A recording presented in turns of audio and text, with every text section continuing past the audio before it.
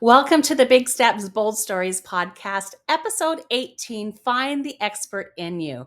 I'm really excited about this podcast because this is a PDF that I have available that I'm going to be doing a screen capture video on so that we can go through the questions together to develop and get your expertise out there so that you're sharing comfortably with the world what it is that you want to share. So I'm excited and what you're good at, right? Like there's nothing better than sharing from the heart and sharing something that you enjoy doing with other people. So I want to take you through that this week. And if you want a copy of this PDF, I will give it to you for free. You just have to email me at bigstepsboldstories@gmail.com and send me an email and say PDF in the subject line. And you can say hi if you'd like.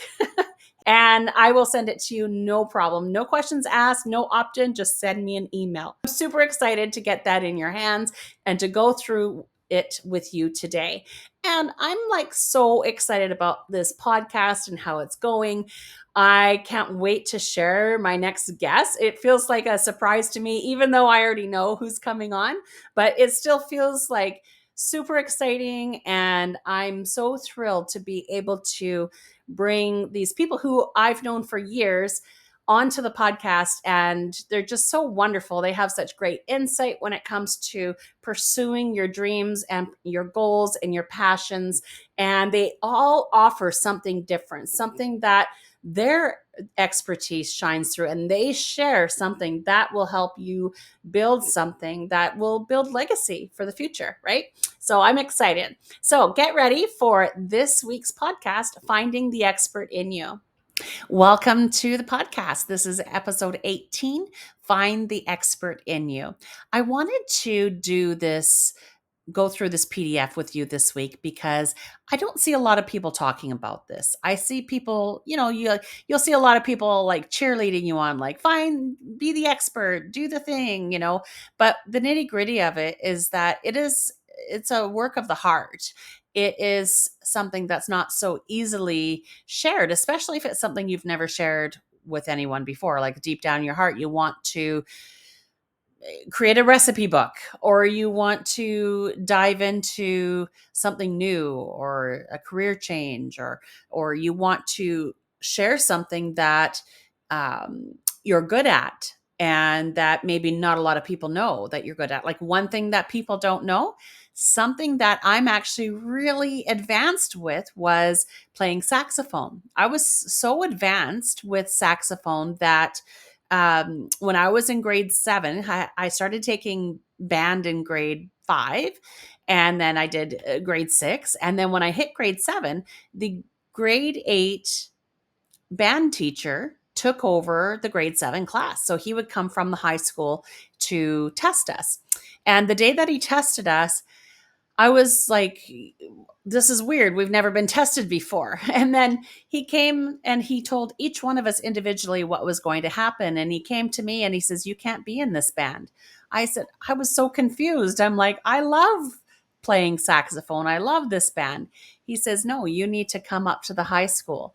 And he went and spoke to my principal, spoke to my teacher, spoke to my mom to make sure it was okay that I could go up like 2 or 3 times a week up to the high school and be in the grade 10 band. And it was such a great experience for me. So that's something deep down in my heart that I actually don't share with people. I don't know why. It feels really special. And I feel like maybe one day I'll pick up the saxophone again because I absolutely loved it. And it was like so natural for me. But I could start a blog on rediscovering playing saxophone. There's so much that you can do. And I just want to encourage you that I just want you to create and create something that is genuine to who you are, something that you want to share with the world, and something that's going to help other people, and something that's going to bring joy to other people. So yeah, let's just go through this. Let's walk through this together. This Find the Expert in You. And this is the first time in a long time that I've done a screen capture, so bear with me. So, an expert is a man or a woman. This is a quote. So, who has made all the mistakes which can be made in a very narrow field by Niels Bohr. So, objectives. So, while I have that up on the screen for you, again, when we get started here, send me an email at bigstepsboldstories@gmail.com if you would like a free copy of this PDF. It is a really great exercise to go through. So, here we go. Objectives. Everyone enjoys doing things they're good at. Sometimes this comes so naturally, and you can do so well that you're an expert without realizing it. So, how do you know what your inner expert is if you don't realize it? The first step is to start with why you're looking for your inner expert and why that matters.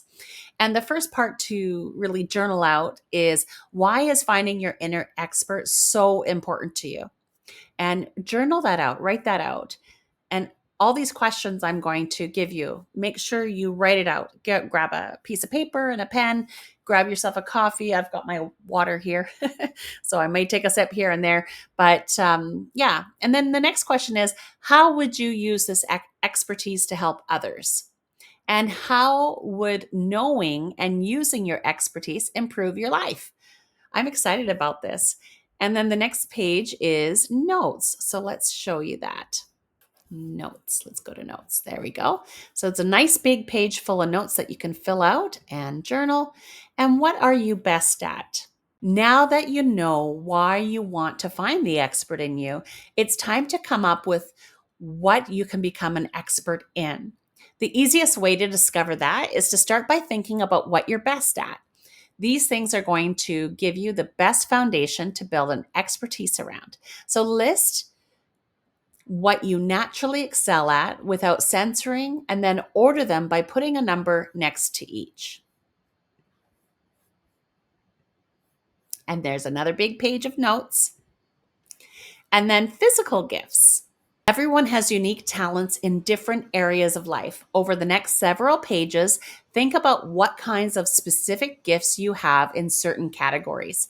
For now, the focus is going to be on physical gifts. Are you strong? Is there a sport that you're great at? Can you teach it to others as well? Physical gifts are talents that involve your body and being active. Some examples of experts in the physical field could be fitness trainers, sports coaches, dance instructors, etc.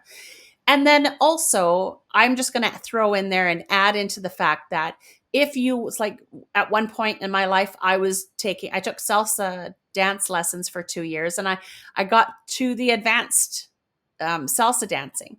And I could have started a blog on that. I could have shared the experience. So it's not just about what you're expert at, but also sharing what you're learning. People love to be on the journey with you. So, what are your physical gifts? What are experts in each one called? And how do you feel about being an expert in this area? Does it excite you? Can you imagine yourself doing this for the rest of your life? And there's some notes again for you. Intellectual gifts. I'm just going to take a sip. My mouth gets dry when I'm talky. So, intellectual gifts. These are areas where you use your brain rather than your body to accomplish things. So, examples of intellectual gifts are problem solving, analytical skills, memorization, book knowledge, or something you learn easily. Sometimes intellectual gifts might seem difficult to turn into expertise, but there are several ways to do this. So, you could become a teacher or a tutor, do work in the field you have the most intelligence in, guest speak at related events, etc. Again, intellectual gift could be something you're learning, maybe books that you're reading, things that you're discovering and applying to your life. So, what are intellectual gifts? What are experts in each one called? And how do you feel about being an expert in this area? Does it excite you? Can you imagine yourself doing this for the rest of your life? And there's another nice, wonderful big page of notes for you. And now we're going to talk about social gifts. Social gifts can be hard to identify and define, but there are actually lots of ways to create an expertise with them. Some examples of social gifts include being able to easily talk with people. If people find it easy to talk to you, making friends quickly, empathetic abilities, advice giving skills, and more. People who are experts with these skills can become motivational speakers, therapists, psychologists, life coaches, and more. So, what are your social gifts? What are experts in each one called? How do you feel about being an expert in this area? Does it excite you? Can you imagine yourself doing this for the rest of your life? And again, there's a big, beautiful notes. And let's talk about artistic gifts. Artistic gifts are relatively self explanatory and can be as varied as your imagination allows. Becoming an expert in artistic pursuit means that you could be an artist in whatever medium that you choose. Maybe you're really good at painting, playing on an instrument, crocheting, sculpting, writing, or even building furniture. If it's creative and you can do it, you can become an artistic expert with it. So, what are your artistic gifts? Write that out. What are experts in each one called? And how do you feel about being an expert in this area? Does it excite you? Can you imagine yourself doing this for the rest of your life? Special skills can be things that are niche orientated or things that you might have received training for. For example, if you're really good at understanding machinery or electronics, you have special skills in those areas. The same can hold true for different medical fields and practices. Mechanics, doctors, engineers, electricians, and others are all examples of experts with special skills. Chances are, if you have a skill like this, you may already be using it in your current vocation. However, even if it's already your job, you can always learn more and improve more until you find that inner expert in that field. And again, it's the same questions, but what are your special gifts? What are experts in each one called? And how do you feel about being an expert in this area? Does it excite you? Can you imagine yourself doing this for the rest of your life? And here's the notes again. Non-classified gifts. Naturally, there are little things that you may be good at that don't quite fit the typical mold of the categories that we've discussed. These can be silly or serious, but they can still become things that you're an expert in. Some examples of non classified gifts are being able to imitate birds, knowing size and height by looking at things, spotting incontinuity on TV shows and movies, or you can spot patterns easily where others don't see them. These may seem trivial, but they can be an interesting expertise that you can use. And what do you believe are your non classified gifts? Are there any experts in this and what are they called? How do you feel about being an expert in this area? Does it excite you? Can you imagine yourself doing this for the rest of your life? How do others see you? By now, you can see a few things that you know that you're good at and can capitalize on. But sometimes you're so caught up in finding the tree, you can't see the forest. So this is where other people can help. These They see things about you that you can't see. Or you're just too humble and maybe afraid to admit because of imposter syndrome. So think about the things people say that you're good at. If you can't think of any, ask them. Ask family, close friends, and also people you may not be buddies with, but you encounter regularly. Try to list at least 5 things. Don't censor yet. Just list them as they come. Do you think their observation is accurate? Yes or no? Which of these things do you think you would enjoy doing for the rest of your life? Which lights the fire in your heart? And of course, some wonderful note taking abilities here. What do you love? I hope you're enjoying this. I absolutely love this kind of stuff. I love writing out because you can find new passions and God gives you new gifts all the time. So I love going through these exercises myself. So, what do you love? Being skilled or gifted at something can be quite different from loving or being passionate about doing it.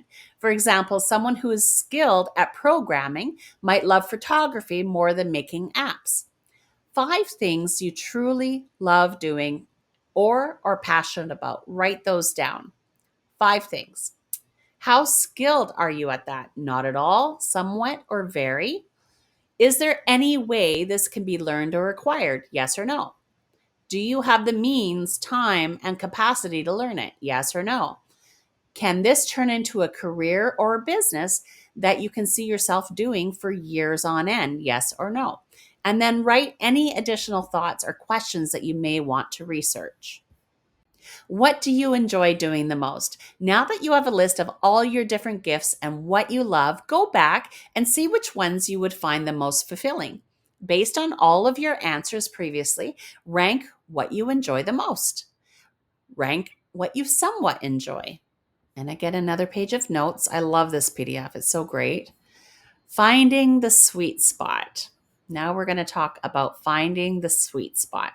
The best jobs, careers, businesses are the ones where your skills, your gifts, your passion, and marketability collide. Up until now, we have spent a lot of time figuring out the first two. Some of them, are not marketable, meaning no one will pay you to do it. And even if someone is, there aren't enough of them to make a living from. So, for example, you may be skilled and passionate about underwater basket weaving, but is there a community for it and how large is it? Are people paying someone to learn to weave baskets underwater? I don't know. Maybe you know something I don't, but these are the questions you need to consider for each of the expertise you've honed in on.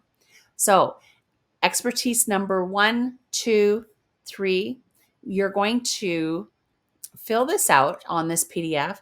The questions for each expertise are you skilled or gifted at this? Yes or no? Do you love doing this? Yes or no? Is it something that fulfills you? Yes or no? Are people paying for this right now in some form or another? Yes or no? Are a lot of people interested in paying for this now? Yes or no? And there's your notes again. Improving your gifts. Once you have an idea of what you'd like to pursue to become an expert in, you'll need a plan. You may be good at these things, but being good doesn't necessarily mean that you will be an expert at it. So you might need to put in extra effort and some work into growing your gifts and getting to know them backwards, forwards, inside, and out. So write down your expertise, 2 of them, and answer these questions. What qualifications do I have to be recognized as an expert in this area? What qualifications do I lack or need to build up? And what should be my next step to move forward? There's your notes again. Monetizing your gifts.